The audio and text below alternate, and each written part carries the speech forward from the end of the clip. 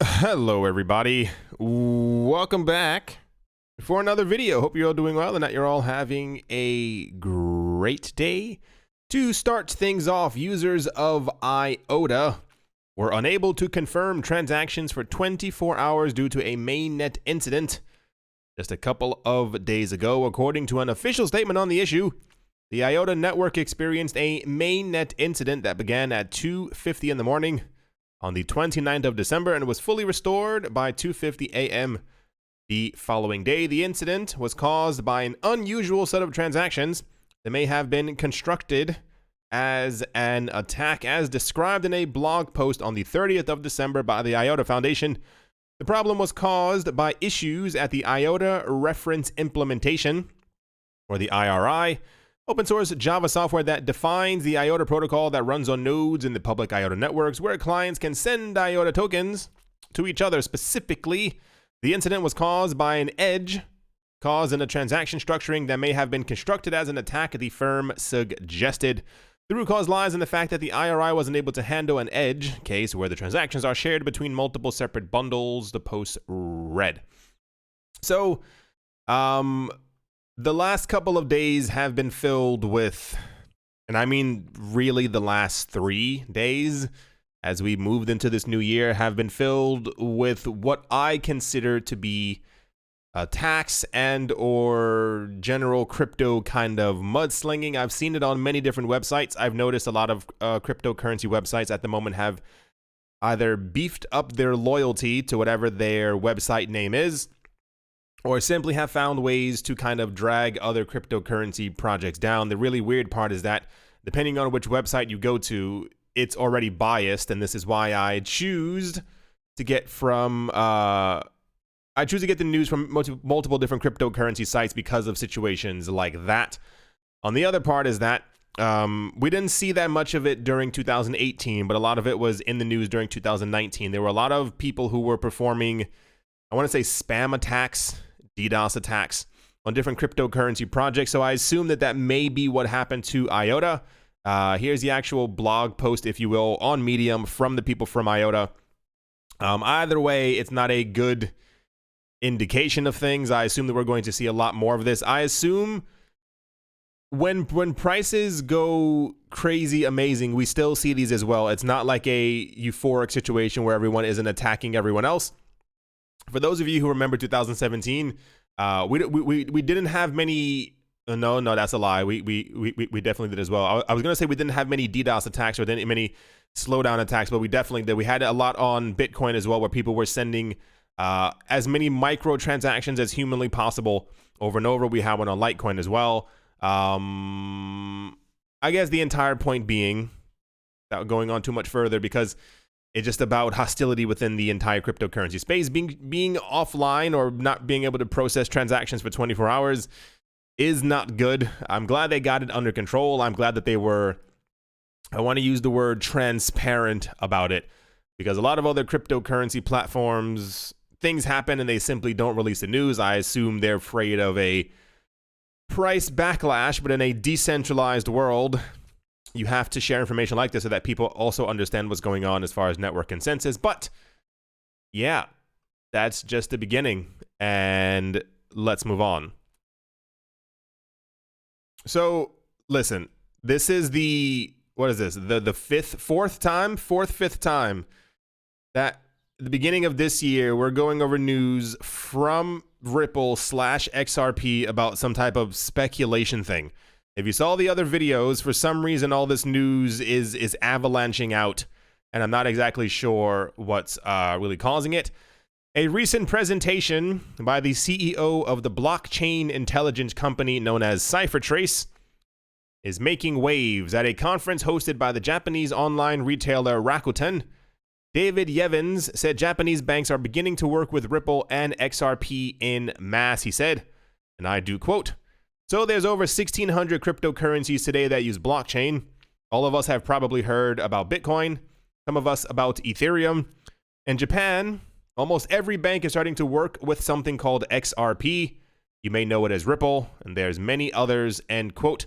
The comment went viral, of course, among Ripple and XRP enthusiasts, but the excitement soon began to focus on the distinction between XRP, the cryptocurrency, and Ripple, the payments company. And I'll swing back to that in exactly 18 and a half seconds. Ripple investor and Japanese banking giant SBI Holdings is pushing for the vast majority of banks in Japan to join MoneyTap, a domestic remittance app powered by Ripple's technology. In addition, SBI says it's dedicated to supporting XRP for remittances in the long run.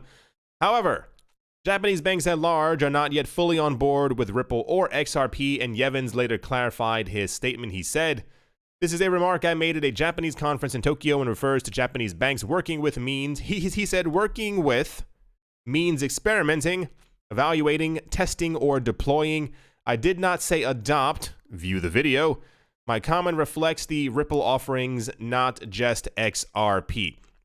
Part of the problem that I have with situations like this, even if you hate Ripple, even if you despise the letters XRP, if they give you creeps as the moment you hear the letters, and you've watched this channel before, you know that this is not the first time that something like this has happened with Ripple/XRP. Meaning, remember that time where that person got on stage and mentioned that every single bank in India was going to be using XRP and or using Ripple, and then they were like, "Oh, no, sorry, that was a mistake."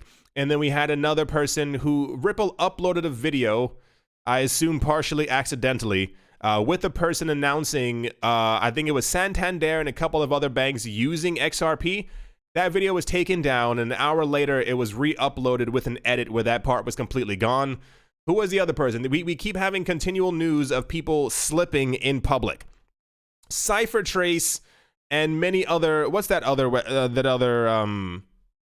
I can't remember the name of them. There are multiple companies right now who, as they call themselves, blockchain intelligence companies. These companies are there to be able to track transactions on blockchains. The CEO, now here's where it gets weird. One would assume a company around 2, 3, maybe 4 years old. I have no exact idea of how old CipherTrace is. One can assume that the CEO of a blockchain intelligence company who is searching through cryptocurrency transactions en masse all the time would know the distinction between Ripple and would know the distinction between XRP. It's kind of like Bcash and Bcash SV. You probably know the difference. He's probably met with the people from Ripple before and probably knows the distinction between the company Ripple and the coin XRP. This is why they have very different names, because they are different. So when we hear this, take this as speculative news and take this as also my opinion. I find it constantly very weird that there would be major people within the industry who just simply wouldn't know what Ripple is and what XRP is. And also that we keep getting news about Ripple, and I mean this is constant, about this entire country using them, or this being implemented here, or this being so-and-so. And then a couple of hours later, and it's following the same exact pattern as well. Like if it had happened just once, maybe twice, cool. But about 8 times in a row of people releasing information that something is happening with XRP and then being like, "Oh, no, I simply misunderstood. I did not know what I was saying." You knew what the letters XRP was because you're the CEO of CipherTrace. So, and even more so, we've had news before from the people from SBI that they've been working with other Japanese banks and they're trying to get all of them to implement XRP. Like, that's not even brand new news. Anyway, I don't even know how to, my mind is trying to find the path to be able to finish off this thought. But we've had news confirming before that SBI plans on using XRP for their remittances, which I think is in the billions and billions of dollars if you want to convert it from Japanese yen. And it's just really weird that we keep having major people in the cryptocurrency space or major people from Ripple. I feel like they're like releasing news in code and they just kind of want people to get it, but I think people don't get the code, so they just simply come out and kind of say it. I mean, you can't be, excuse my language, you can't be that dumb to work for Cypher, to be the CEO of CipherTrace and not know the difference between Ripple and XRP. I feel like it was just once again a slip up. I feel like a lot of people have mentioned before, there are a lot of companies and a lot of banks who have NDAs, non-disclosure agreements, and I think people just keep on slipping. Here's the actual video right here. I can't play it, copyright, etc., etc. You know the rules. It says, in Japan, almost every bank is starting to adopt XRP. One would assume this person knows the difference between Ripple and XRP. Let's move on. Next up, cryptocurrency exchange Bitfinex has reportedly strengthened its Know Your Customer KYC requirements, sending an email to verified users asking for more identifying information. According to a 27th of December report from The Block, the purpose of the email from Bitfinex was to enhance the exchange's due diligence procedures and bring all of its clients' accounts to the same level. Verified users were apparently asked to share information on the source of and use of funds, along with proof of residential address, such as a utility bill. Right. Bitfinex Chief Technical Officer Paolo Arduino explained that the exchange is always working to improve compliance. He said, that means we are in contact with our customers continuously. We may, for example, be updating various KYC documents that have expired or clarifying the nature of certain transactions. Arduino assured clients that all information is retained securely and confidentially. The problem is, hold your horses. Part of the issue is that no matter how many times you say securely and confidentially, nearly every cryptocurrency exchange has been hacked. So there goes that. It is uncertain whether this latest tightening of KYC procedures has been spurred by any particular event. However, the company has been subject to an ongoing investigation by the NY Attorney General since April. So I'm going to go backwards and pretty much say assumption. And this is happening not only because of the New York Attorney General, but it's also happening because of, what's the other one? The other letters. Crypto money, New York funny, we don't, CFTC. No. The other one. The ones who wanted to have the worldwide crypto measures being put in place. Also, you can probably also assume if you are being hunted down by the NYAG, you probably have to comply, and I assume that that's part of it as well. For those of you, have you ever heard of a man by the name of Eric Voorhees? He is the head of Shapeshift, which is a cryptocurrency wallet platform thing where you pretty much, there are a lot of cryptocurrency wallets that use it, where you say, I have Bitcoin, and I now want this coin. And you click yes, and it goes through Shapeshift, and it shape-shifts, see the word? Your cryptocurrency back to the one that you actually want to transfer into.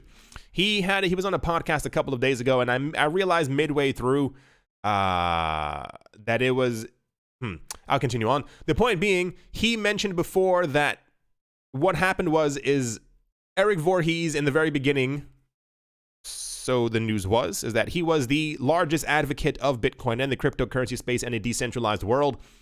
And at some point, people who were using Shapeshift had been notarized that they had to be compliant and that they had to give KYC and AML information because, the big words, money laundering, terrorism, etc., etc.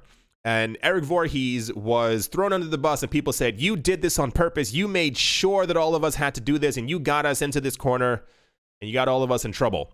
He said during the podcast that I listened to a couple of days ago, he said none of this was his doing. He said people came to him, regulators, and said, yeah, we know what you're doing, and you're going to get in trouble if you don't implement some type of AML KYC.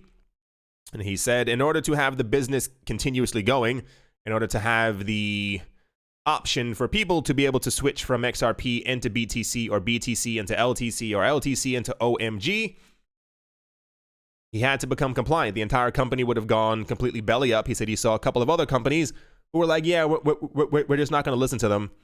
And then about a month later, they were completely gone and we never heard from them again. So I assume this is part of what this is as well.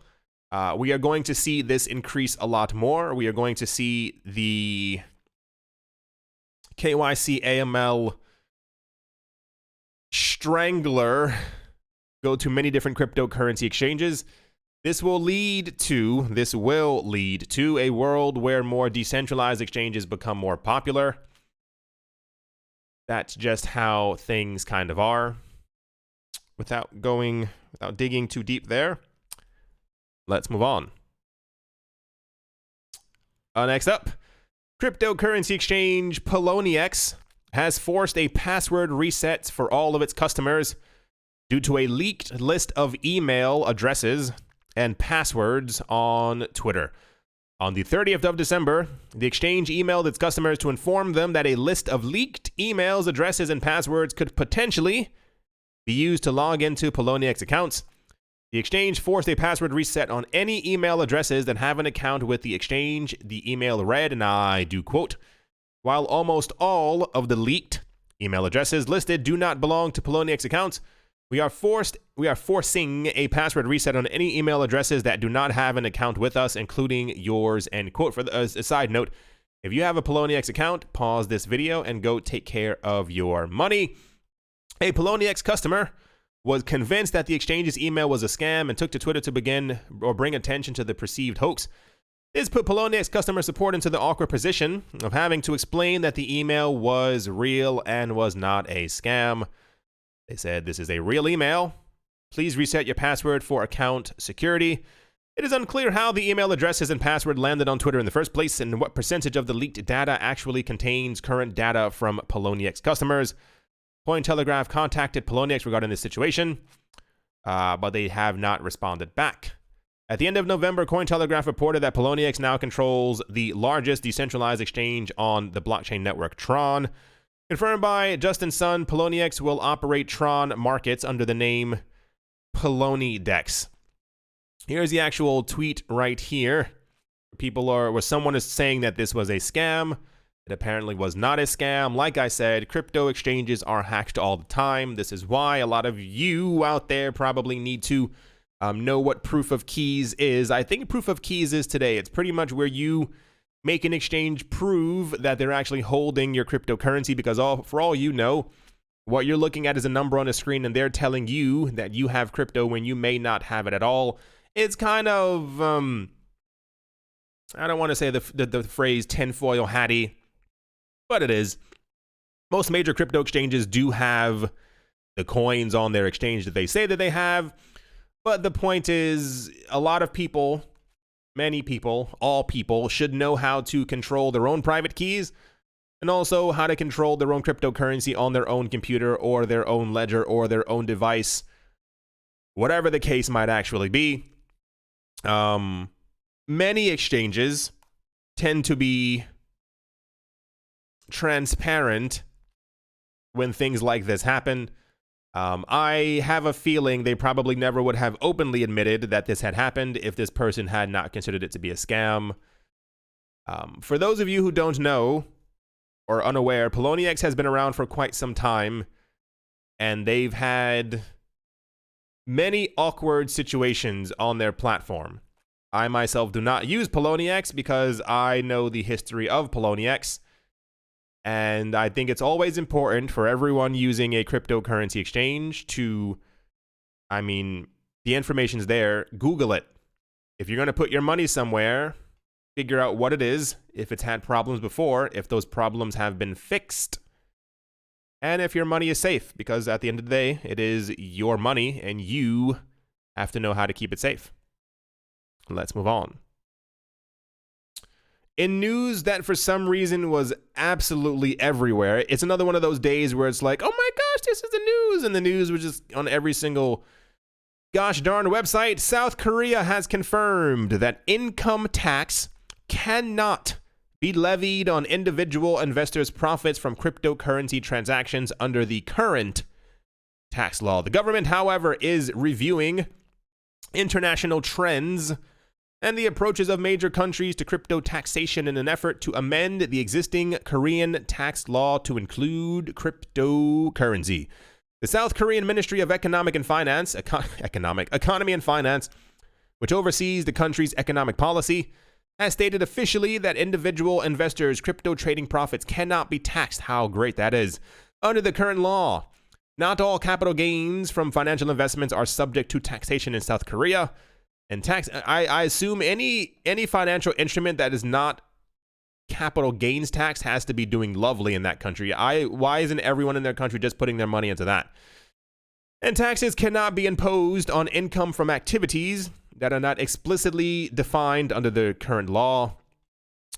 Since the term virtual currency or other terms it is known by is not included anywhere in the tax law, the transactions cannot be taxed. That's great. Profits from individual virtual asset transactions are not listed income and are not taxable. How wonderful. While individual crypto profits are currently tax-free, in South Korea, the Ministry of Economy and Finance has said that they plan on trying to make money from cryptocurrencies next year. An official on the ministry said that discussions have already begun taking place and that they are definitely going to have a tax rate on cryptocurrencies by next year. That was all, it wasn't actually in the article, but one can assume if they announced, hey, we didn't get you this year, but watch out because we're definitely going to make sure that you are taxed next year. Like, this news was everywhere. Now, I don't mean half everywhere. For some reason, maybe it was the cool idea that, hey, you got away this year, so make the most of it. But I hope that they do not make the mistake of trying to impose a 33, 35, 42% tax rate. I think there's one country. I'm not going to say it out loud. There's one country, I think they have a tax rate of, 42%, 45%? We never get any news from them anymore. There's never any crypto news coming from that one country. I wonder why. The point is, South Korea ran the cryptocurrency markets in 2017. Their government had a problem with this. They said that it was too hyped up. The bubble got too hot. The stove was too warm. I don't know what they were saying. The entire point being, they've been extremely cautious the last 2.5 years as far as giving cryptocurrency regulation, and I assume taxation laws as well. If the South Korean government announces that their tax rate is 5% or 0%, I'm going to assume that the market's going to go crazy once again, because you can't tell people. This is exactly, pay attention to the date as well. They mentioned this at the end of 2019. Why? Can you imagine if they had announced at the beginning of 2019, anything you do with crypto is tax-free? There's always a method to the madness. They just, they were very smart in this one. Because imagine in Canada, imagine in the US, imagine in other place that has high taxes. They were like, hey, you guys get the whole year tax-free. People would lose their minds. Can you imagine announcing openly, you can sell your real estate with no taxes, you can buy this with no tax? It would just create an economic situation unlike anything we've ever seen before, but yay, this news is all over the place. Congrats, people in South Korea. Everything you did is not taxable last year. Wonderful. And to finish things off, for those of you not looking at the screen, it said, why did Bitcoin's price surge 6% to $7,200 in minutes? For those of you who weren't here yesterday, may have been living under a rock. Around late last night, for some reason, Bitcoin's price plunged. I expected it. I myself knew it was going to happen. The price was too stable, I want to say, for far too long. And I saw the dip. I took it for what it was, closed my eyes, went to sleep, and woke back up, and this had happened. There was a huge spike up. And people are now trying to figure out why this happened. It says right now the most common theory is that this was a classic short squeeze. According to cryptocurrency research and data from Skew Markets, At least $16 million worth of short positions on Bitfinex were liquidated in this massive surge higher. While not a large amount of liquidations on a macro scale, the cryptocurrency market is seemingly still illiquid due to it being the holidays, something conducive to volatile moves like the one we just saw. In the past, in the long ago, Bitcoin was always volatile. Remember the volatility I said that we've been seeing over the last week or two? This is actually quite normal. A lot of people were expecting many years ago, that by now Bitcoin would be incredibly stable. There were so many, oh my gosh. Remember all those things that we used to hear about in 2016 and 2017 that by the year 2020, 2021, that Bitcoin's price would be like a rock. And the only movements we would see were the price going up. That is not so. The market remains volatile because Bitcoin doesn't have $50 trillion lurking inside of it. However, these things are going to continue to happen. I'm going to assume this right here I almost said by the end of this week. It's Friday. Happy Friday, everybody. By Sunday, we should have indications of exactly which cryptocurrency exchange this happened on and who caused the sell-off. It was definitely not organic. There was not a situation where Bitcoin dropped. Everyone was like, oh, hold it, wait, hold it. Now let's buy back in. I assume it was a 2-for-1. That someone major probably sold off on one exchange and then bought back up on another. Just seems logical for what it actually is. However, if you bought the dip, that sounds awkward saying, then you definitely made some money. If you did nothing, you didn't lose any money because we're back exactly where we were before. I'm expecting Oracle time. I'm expecting the price to just go back down or trend sideways. That is, logically speaking, where I think things are going to go. I saw a lot of... There was a guy, I don't remember who he was. We never talk about him on the channel. He gave like a price prediction for Bitcoin, and he was like, oh yeah, it's going back to there's another one. He said it's going back to $1,000. And like an hour later, he was like, kidding, I was joking. So we're seeing really weird price predictions all over again. I saw a, oh gosh, it was gross. I saw two things that were gross. Someone who was a promoter of BitConnect had announced, I think a year or 2 years ago, that they saw or foresaw Bitcoin's price being $20. That is a 20, just $20 by the first day of 2020. And if not, they would eat dog excrement if they were incorrect. Apparently, so saith the internet, that actually ended up happening. And the other part was, it's so sad because we're so close to it. There's another article that I read on the 1st of this year, and it said it was like 364 days to go. And I can't say the word out loud. I'll give you clues and hints. It's not the flippening. Take out the word flip. Think of John McAfee and put in that 4-letter word where FLIP should be. We're a lot closer than we were before. The Bitcoin price predictions have been running amok the last couple of days. I decided not to include them. I remember there was, whoever you are, I apologize for making your life more stressful. Whenever I used to go over, like, I like price predictions. I think they're very funny. I like going over them. I find them humorous. There was somebody in the comment section about a year ago. Every time I did it, I feel like they were going to have a conniption. Like, it was just really weird. Like, I could feel their anger. They were like, can you please stop talking about price predictions? And I was like, okay, I got it. I don't want to stress you out, dude. I find them funny. And we've had about a good 50 in the last 3 days alone. I would love to go over them, but I don't want to hype people up, and I don't want to make... Part of the problem is that when you give price predictions, even if they are completely bonkers, people will sit there thinking that one of them has to be true, and then they get their hopes up, and then when we don't see a $9 million Bitcoin over the course of 9 weeks, things get a little hairy. Anyway, as always, a very special thank you to my Patreon supporters.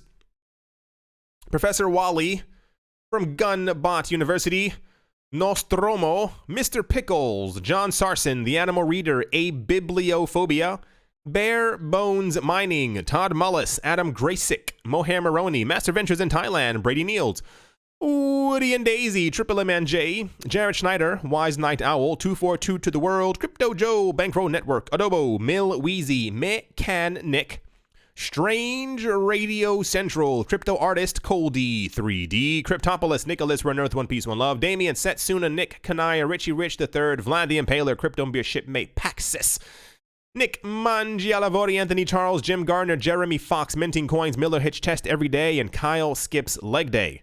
Yes, to Crypto, Bodie McBoatface, Semi Baucha, Ting Tang, Walla Walla Bing Bang, Anytime Fitness, Monk's Corner Staff, Bake Me a Cake, and Shoop Shoop, that was very aggressive, and Shoop Shoop, Diddy Wop, Hummer Hummer, Wang Dang. Thank you all very, very much for your support. At the moment, the market is exactly where we were before that ridiculous dip. Here's the dip right here.